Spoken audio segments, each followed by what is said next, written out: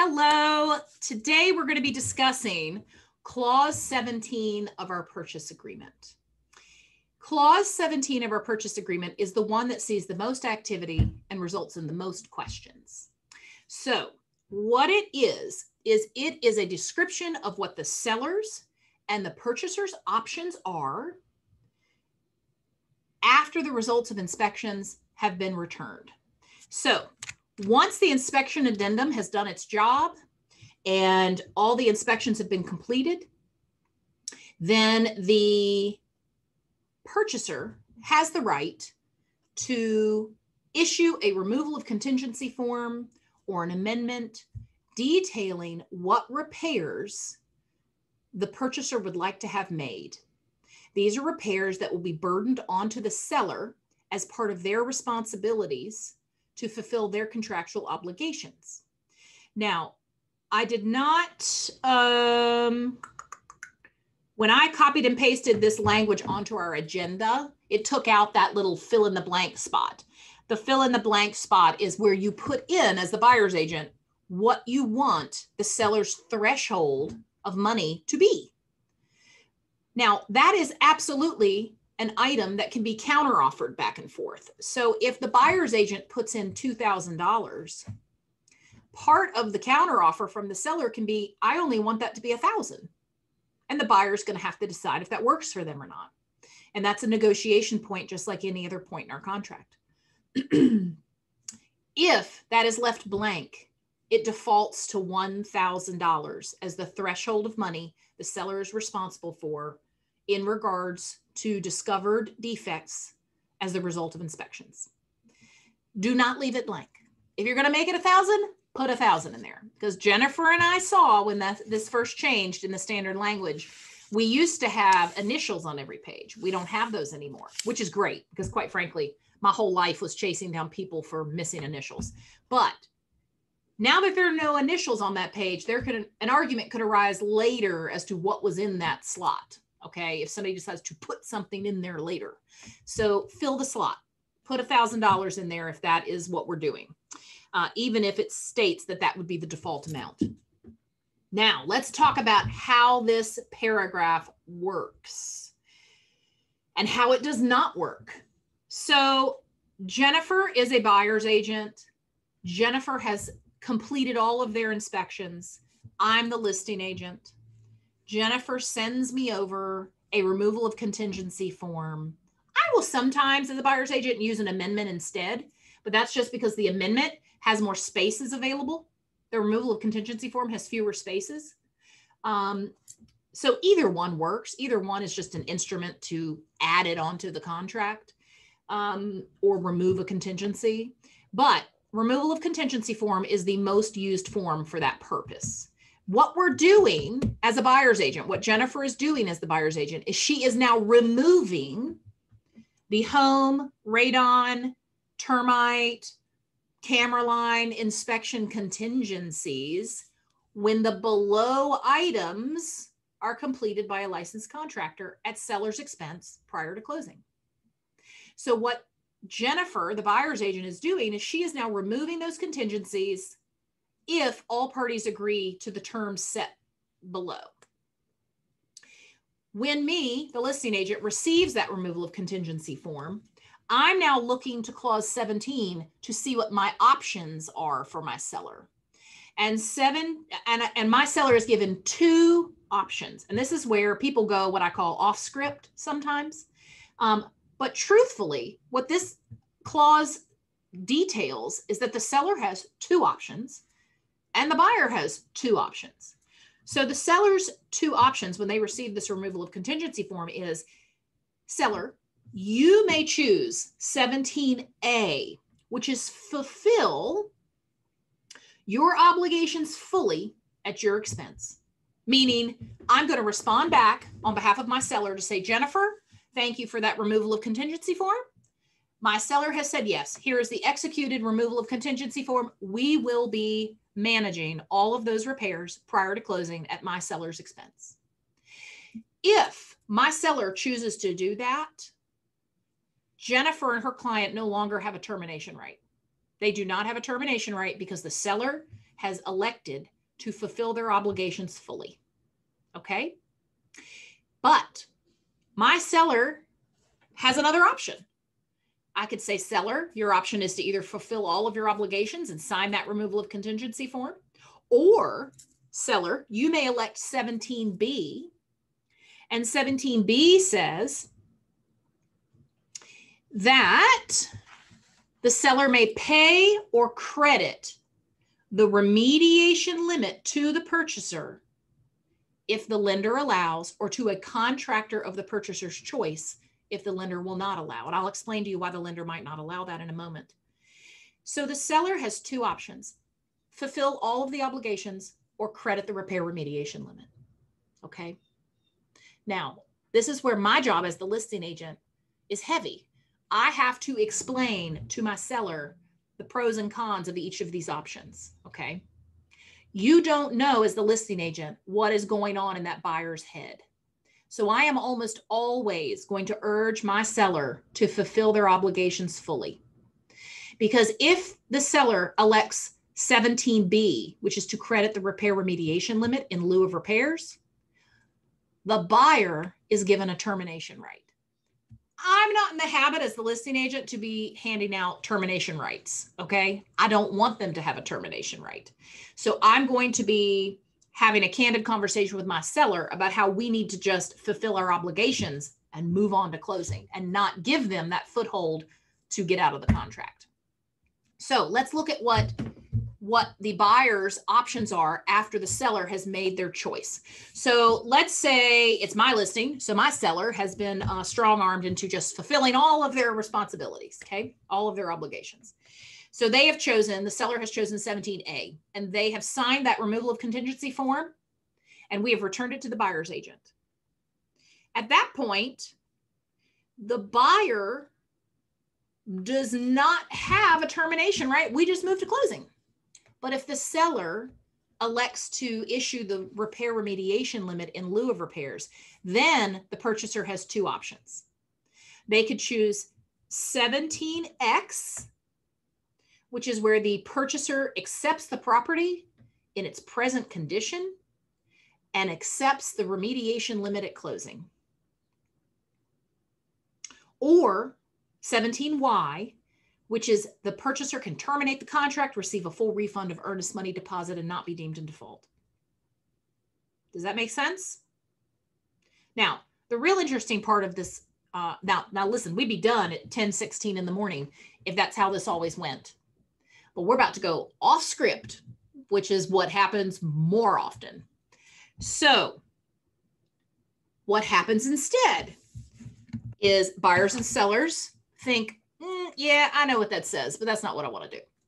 So what ends up happening is the listing agent and the buyer's agent either go back and forth on what is an actual material defect, what could be, what's valid on that removal of contingency form. And then the brokers have to get involved sometimes, because there are going to be many interpretations of what is a material defect. And I'll argue that those vary depending on which side of the transaction you're sitting on. If I'm a buyer's agent and I see that some of the mortar is missing from the chimney, I want that repointed. But if I'm the listing agent and there's an item on the removal of contingency forms that says that some of the mortar is missing on the chimney, I, as the listing agent, am going to say, the chimney's not leaking. That is cosmetic. So now that buyer and seller are in an argument over whether that mortar that has deteriorated on the chimney is a defect or cosmetic. I don't have the answer for you. There is no correct answer because it depends on the interpretation of what is a material defect. And you could understand from that example, I could strongly support either of those positions, because it's going to depend on whether I'm the listing agent or I'm the buyer's agent. So that happens, and somewhere a meeting of the minds has to happen or the entire transaction breaks down, okay? So if you ever have any questions about that home inspection report and what constitutes a material defect or not, call me and ask me, especially things like GFCI outlets, ungrounded outlets, some of those things that are very obviously grandfathered in. I'll say the biggest flaw I think we have in our current way of doing it is that there's no way a buyer or a buyer's agent or even a listing agent or seller could know the life of a roof or the life of a mechanical on the home. And oftentimes you don't even discover, especially with roofs, you don't even discover the age of the roof or the longevity that's still in that roof until you've had the home inspection. Well, perhaps the buyer made an offer assuming that they had another 10, 15 years left on that roof, and they find out they have 2 years left on that roof. Well, they're going to be irritated, the buyer is, that they have offered too much for that house when they're going to have to put a $10,000 roof on during their term of home ownership. But the inspection addendum is very clear in the home inspection section that it just needs the roof to be free of leaks. So it is not a defect, and it says so in that home inspection clause in the inspection addendum. It is not a defect for a mechanical or part of the structure to be at or beyond its estimated life expectancy. Okay. It just has to be functioning. That microwave can be from 1972. And so long as it heats food, that's all it has to do. And we have had arguments in the past about what if the clock doesn't work on the microwave. Is that cosmetic or a defect? Well, is the primary job of the microwave to tell you the time or to heat food? I mean, again, I could argue both sides of that. What's happening when that happens is people are drilling down on one small item, and that can derail an entire transaction. So you have got to get in front of that. If that's happening, call me in sooner rather than later. Sometimes it's cold feet pretending to be concerned about a microwave clock. Okay. So that is what our clause, that's how our clause works. The last piece on that before I get to the off script stuff, I'll say will be that sometimes we've written a contract for our buyers where we have already maxed out the amount of seller concessions that can be paid on behalf of our buyer. And what that means is I wrote a contract. Well, Jennifer wrote a contract for her buyer. Jennifer's contract included 6% of the purchase price towards purchasers' closing costs, points, prepaids, bank charges, home warranty program, survey, and any other fees allowed by the lender. Okay. That's the most that her FHA loan will allow her buyer to accept from the seller. So now the seller wants to hand them $1,500 in lieu of repairs. Jennifer's clients, her buyers, are not allowed to accept it because they are already accepting as much money as FHA will allow on this transaction. So that's when they wrote into the standard language, or it can be paid to the contractor of the purchaser's choice. Okay. So that gets a little tricky because maybe you need a plumber and an electrician and a flooring person and a structural person. Well, you know, that seller may be issuing 4 checks out of seller proceeds at closing to contractors that are going to do the work after closing. Okay. But that is one workaround to make that happen. We're not sliding envelopes of money across the table or under the table. You know, we're not doing that. So call me and we'll figure out how to get the money where it needs to be. Is different agent coming on? Hey, different agent, you got a question? Well, my home inspection came back and there is 4 pages on the summary of things that need to be repaired.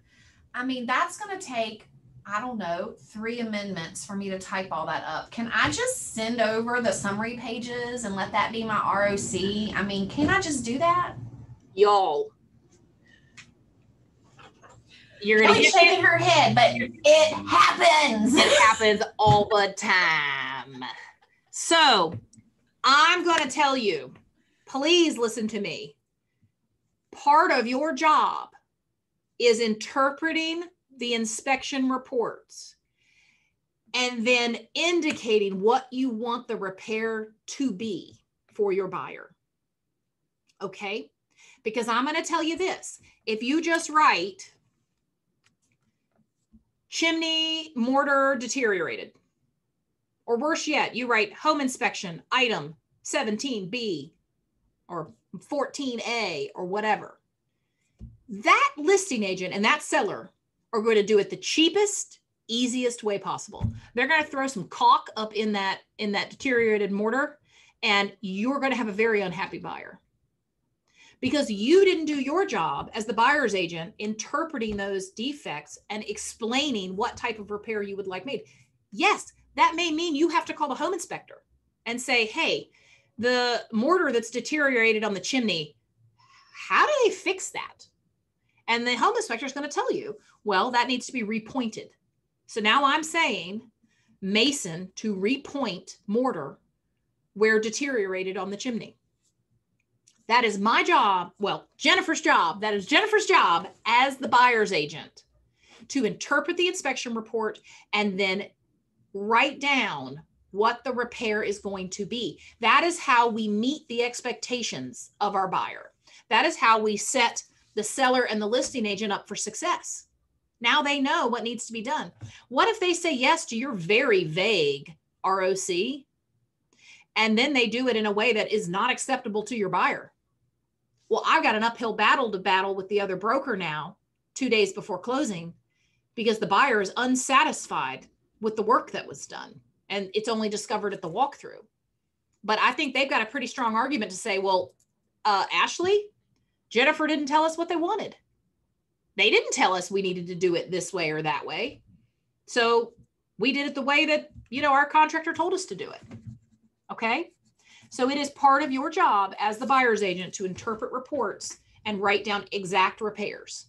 Okay. Now it's okay if you don't know and you can say something like electrician to evaluate and correct double taps in the electrical panel box.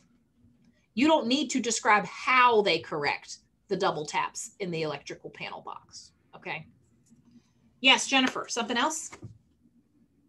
Well, Roxy Realtor, man, she is a hard listing agent. And I have sent over and they have agreed to our ROC and they're going to fix everything on the list. Wonderful. But we're 2 weeks from closing and they just called and said that estimate was way much higher than they thought it was going to be. And we're over that repair remediation limit now and they're not going to fix anything else. Can they do that? No.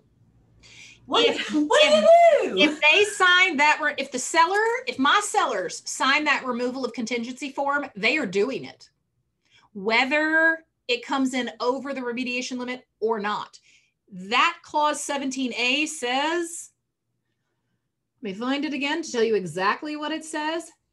Fulfill seller's obligations fully at seller's expense. So this is why, as the listing agent, I'm going to be careful before my seller signs that. I want them to fulfill all their obligations and I want them to sign that removal of contingency form, but not before we have estimates. Because we may find out that it's $4,000 to fulfill that list of removal of contingency items. Well, we may still do it, but at least my seller knows. So no, Jennifer. If they agree to fix everything, they agree to fix everything. It happens. It happens frequently. Kelly has a question, and then I have another. Kelly, please. Okay, so I'm confused on the dollar amount. Mm-hmm. The dollar amount is where the seller says yes, anything up to 1,000, I'm in. And then if it goes over 1,000, then we're looking at A and B. I'm confused about that dollar amount. No, the dollar amount is just to set expectations for the buyer and the seller as to what the seller would like to have happen. The seller would like for it to be $1,500 or less. Okay. Jennifer's job as the buyer's agent is to write up every defect that the buyer wants done. There may be some defects that the buyer doesn't want corrected, right? Like the toilet needs to be more secure to the floor. Okay. They may opt to leave some things off the list. Now, wait a minute, a toilet being loose on the floor, it was loose in 1960. So that is grandfathered, would it not be? If it can't be tightened, I would say yes. And listen, Kelly, brokers can argue all day long about whether something's a defect or not a defect. I mean, girl, you know that toilet's leaking. Yeah. The point is, it was leaking in 1960 because in 1960 we didn't have seals, so it should be grandfathered. I'm just saying. So again, go back to the dollar amount. Sorry, I just got no problem. There. So, it's just so. Again, they don't have to. The seller does not have to pay more than the remediation limit, but they would have to pick 17B in order to make sure they're not going to pay more than the remediation limit or get estimates. Essentially, that is an identifier for the buyer to know how much money they could potentially be credited. Worst case scenario for all the repairs if the seller elects not to fix anything. So if that's $250 in there, the buyer is going into this contract eyes wide open that they're not going to receive much money to fix anything that's wrong with the house if the seller elects not to fix anything. So if a buyer is going into a house that maybe has them questioning the condition a little, but that amount is $3,000, then the buyer has some comfort level to know that the seller is either going to fix all the defects or they're going to credit $3,000. So the buyer might be more willing to tailor their offer a little higher because they know they potentially are going to get all defects fixed or receive $3,000 for defects. Okay, so do I want lots of money on that line or do I want little money on that line? If you're the seller, you want little money. If you're the buyer, you want a lot of money. Okay, because I've had that reversed then in my head. Okay. So if you're the seller, you want your obligation. Me, the listing agent, and my seller, we want our obligation to be low. I don't really want my seller to have to fix a lot, right?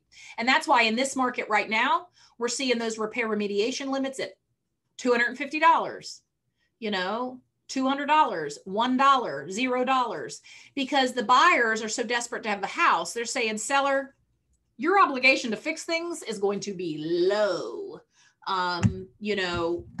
However, keep in mind that still gives the buyer a termination right if the seller elects not to correct the list.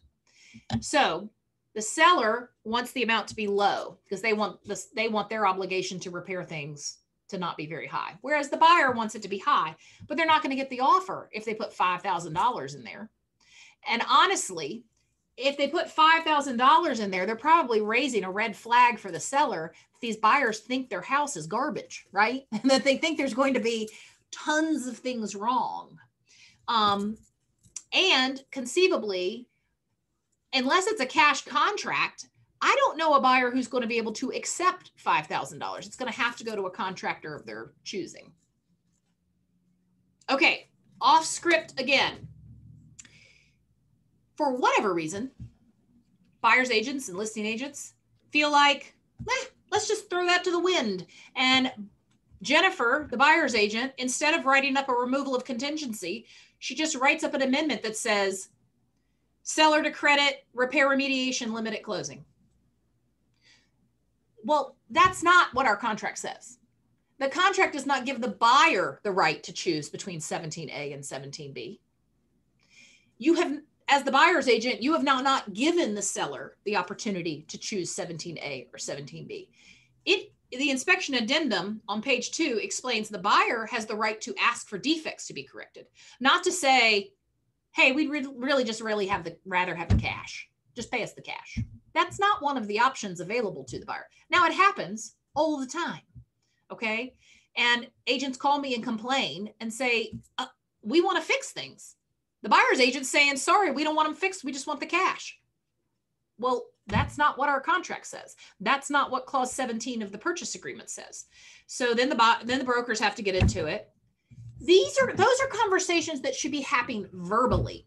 So I'm under contract representing a buyer right now.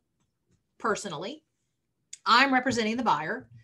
We submitted our full removal of contingency list, and the listing agent, who is the owner of the home, called me and said, hey, can we talk about the removal of contingency? We close in 2 weeks. I'm happy to make these repairs, but I'm a little concerned we're not going to get them done in time. And I know neither party wants a delay in the closing. would your buyers be scared off if we had a conversation about crediting the repair remediation limit? The reason why he was phrasing it that way is because he's feeling me out. He's trying to find out if my buyers are feeling a little squirrely about the house, right? Because if I were to say, ugh, I don't know. They've been having some cold feet and being a little bit worried about this house. You know, that whatever on the report really concerned them. Then I can tell you that listing agent is going to go, oh, okay, we'll fix the whole list. We're just going to sign it. And we're going to fix the whole list. Don't care what you asked for. We're going to do it. Okay. Because that seller wants to lock my buyer in. Because if my buyer is getting squirrely, the seller's going to commit to fixing that list so that the buyer does not have a termination right.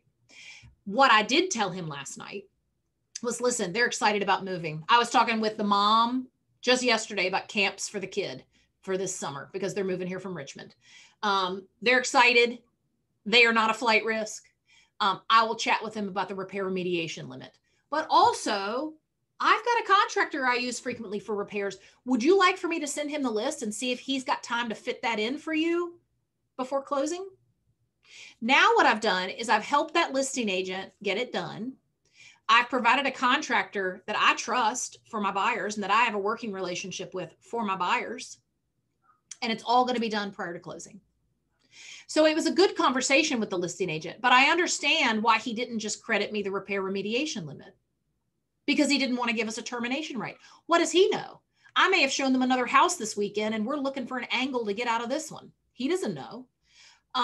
So we likely will move forward with the repair remediation credit instead. But I can tell you that listing agent's going to be holding his breath until we've signed it. So just be careful about jumping to crediting the repair remediation limit because it does give the buyers a termination right. Okay. All right, let's open it up to questions about this, how it functions. I know this is very thick textbook kind of talk, so I'm happy to answer any questions you may have. And Jerry has a question. I have one too. Yeah. Go ahead, Jerry. You go first. Okay, sorry. I just want to verify that if we have $1,000 in the blank, and even if we as an agent know, hey, we're asking for stuff that's going to cost $4,000, we still have the right to go back with that, right? Yes, the buyer's agent has the right to ask for any and all defects to be corrected. Yes. All right. It is not your job as the buyer's agent to pick $1,000 worth of repairs and put them on the removal of contingency form.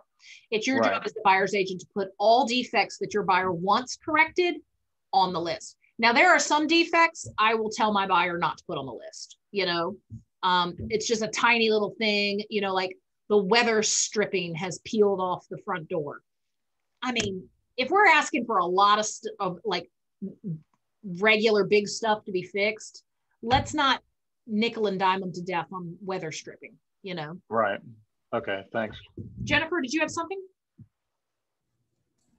I did, but it's gone. No worries. It just went poof. You'll be devil's advocate here again in a minute. No problem. Well, one thing is, you know, our home inspection came back and my people just are not buying this house. They are not buying this house. I'm just going to go ahead and send the termination over and release a contract because they are not buying this house, Ashley. That's okay, right?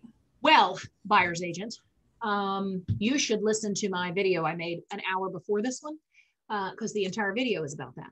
But buyer's agent, I mean, I understand that your buyers are having cold feet. Send me the report.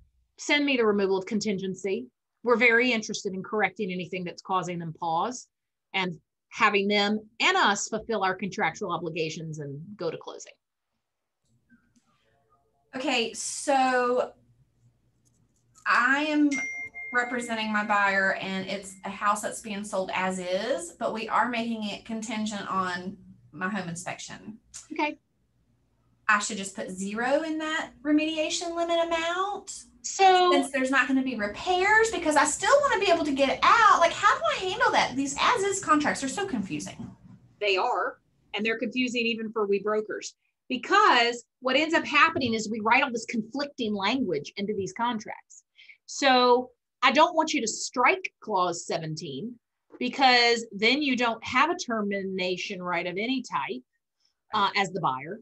So Jennifer, buyer's agent, I would indicate to you that I would have you put $1 in clause 17 and then add some additional terms language about how seller is not responsible for more than $1 towards repairs per clause 17. Because then your buyer still has the right to ask for repairs, and the seller has two responses. I'll fix everything on the list, or I'll credit you $1. And when they credit $1, then the buyer has a termination right.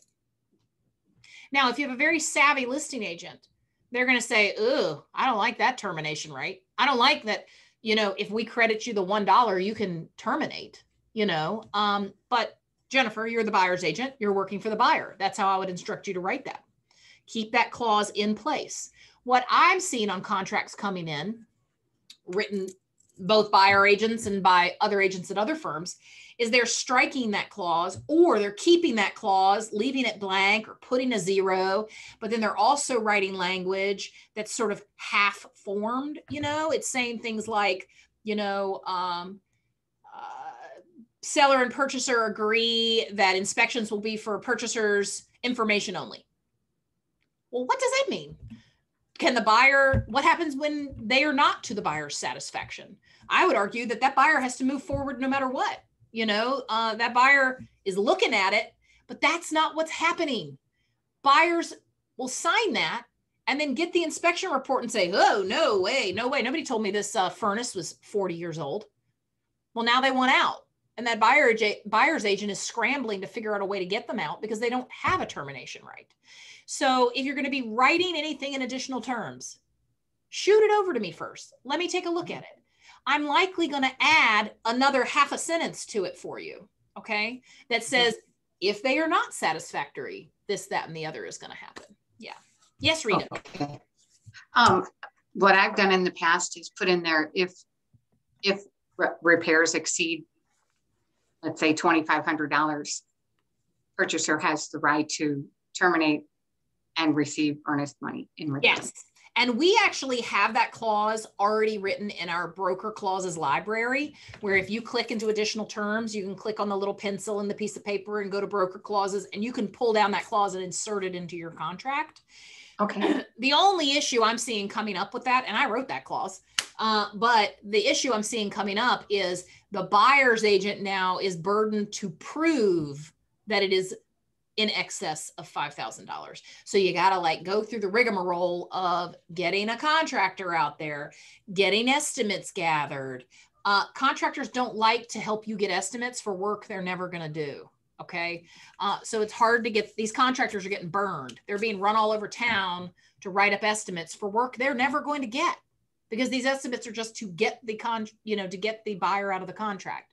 So there's some rub there. I like the clause very much, but there's some practicalities about it that are a little, cumbersome. But it does give your buyer a termination right, so long as you can back up that you have exceeded that threshold. Yep. Kelly, did you have your hand up? Thank you for sharing, Rita. Yes, ma'am. Appraisal repairs, is that on top of or included in? So appraisal repairs are separate. So, and there is no threshold on those. However, the clause, which is, I'm going to strain my brain here, 13, the second paragraph, I believe. Don't quote me on that. There's the clause in our financing section about how many days the buyer has to formally apply for the loan. Then there's a paragraph right below that. What that clause says is that the buyer has the right to ask for appraisal required repairs. The seller does not have to do them. But if the seller doesn't want to do them, they have to give the buyer the opportunity to do them prior to closing at the buyer's expense. So, I had an agent call yesterday, and the only appraisal required item was a handrail down the exterior basement stairs. The seller is giving the buyer the opportunity to have a contractor come over at the buyer's expense and install a handrail. I'm sure it'll be $50. The buyer's coming out of pocket for that. the potential loss to the buyer is they may have just installed a handrail on a house they don't get to own, you know, and that's a risk you take to be able to use the loan product you want to use as a buyer. Okay. So seller does not have to make those repairs, but they cannot block the buyer from doing it at their expense in order to meet underwriting requirements on the appraisal. Does that make sense? Okay. Anybody else have any other questions about that? It is thick, boy. It is a paragraph I talk about 5, 6, 7 times a week because it is a, everybody wants to kind of do their own thing when it comes to that. And this paragraph is very clear as to what options are available and what options are eligible for each party. So I know there's a lot of gray area on what's allowed and what's not allowed. Yes. Our contract has been clear as mud. Our contract has been changed from past years, and we're still seeing ROCs with a lot of stuff on them that may not necessarily. Safety issues used to be one of our allowable categories, like safety. All of a sudden, everybody was like, you know, that window pane needs to be recaulked for safety. I'm like, what's going to happen? Somebody going to fall out a first floor window out of that one window pane? But it allowed way more stuff to come in. Right. Yeah. So with that in mind, and I know you touched on this a little bit earlier, but you know, this is something that we still get asked a lot. The ROC comes across and there is fogged windows. There are some missing shingles. There is a GFCI receptacle in the kitchen, but the house was built in 1935. You know, so there's no GFCI receptacles. What happens when those things are intermingled with real issues? Double taps in the breaker, the leaky faucet in the kitchen. Like, what happens when it's a mixed bag? Right. And then you get your ROC back from the listing agent, and they've marked off some things. How do you handle that? So ROCs, removal of contingency forms, which is what I sometimes call the repair request, those are up for negotiation as well. They have removed some language from the inspection addendum that allowed for a termination right to the buyer if you couldn't come to a meeting of the minds on the ROC. It languishes if you can't come to a meeting of the minds as to what the real list should be, right? It languishes, but there isn't really a termination right. That's because we used to have one. And so buyers had a very easy way of writing up 42 items on an ROC, sending it to the listing agent. And if the listing agent had an argument about any of the items, it gave the buyer a termination right. Well, that was getting abused all over the place, obviously. So they removed that termination language. In my opinion, correctly, they should have. But now we have sort of a gray area where if you cannot come to a meeting of the minds on the ROC, something has to happen, but the contract is not clear about what can happen. So you just are at a stalemate until you figure out a path forward, which sometimes can be a release. So there is no language detailing what happens if you can't agree on cosmetic versus defect. So you're just going to have open communication with your the other agent, and then also possibly bring in the brokers to get to some sort of move forward point. I know that you, Jennifer, being a Wainwright buyer's agent, is not going to allow your buyers to put a lot of shenanigans on a removal of contingency form. You know, it doesn't matter that there is a scratch in the countertop. Okay. That is not a defect. That is cosmetic. And if you're having trouble with your buyer, you need to figure out why. Again, oftentimes cold feet are disguised as, I'm really mad about this scratch on the countertop. So it was the bubblegum pink kitchen walls. That's the problem. Oh yeah, we did have that, didn't we? Yes, I had forgotten that. Yes, that they didn't like the color of the walls. Or the example I gave in the last one, you know, they no longer needed a fence. The buyer no longer needed a fence. So, you know, yeah, that stuff's going to happen. You got to stay ahead of it. You know which clients are going to give you some trouble later. So you need to stay in tight, close communication with them. Yep. Any other questions about this? And in all honesty, guys, what we see most, not just our agents, but I mean, we see a lot of contracts come across our desk, and a lot of times it's those summary reports. They just, agents just want to take that quick route and just say, oh, the home inspector knows what he's talking about. I'm just going to ask for all of this. And they'll just send that summary report. And that's just not okay. That's not protecting. No, and a summary report is not legally amended to the contract if it's not on a removal of contingency form or an amendment. Also, do not just write seller to correct everything on the home inspector's summary report. That is just not satisfactory. It may be legal, but it is not doing your buyer any favors at all. In fact, I would say you are not representing their best interest when you do that. So please call me the first couple of times you're writing one of these, because it can be confusing how to write it. It can be confusing how to document it in drawing their attention to the home inspection report. The summary report is excellent. Occasionally, I see things on the summary report that I do not believe are defects. So I'm going to talk to my buyer about that. I'm also always going to read the entire home inspection report. Do I want to do something other than read a 55-page home inspection report? Yeah. I'd like to finish the novel I started at the beginning of the pandemic. I don't know that that's going to happen, but I'm going to read all the way through that inspection report. Okay. That's part of my job.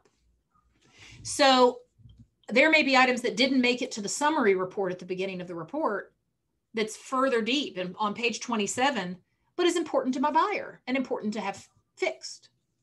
Okay. All right. Any other questions about that? No? Okay. It is thick as mud, just as Kelly said. All right. My challenge to you today, I like to give you a get business quick idea. Last month, you were super excited about real estate.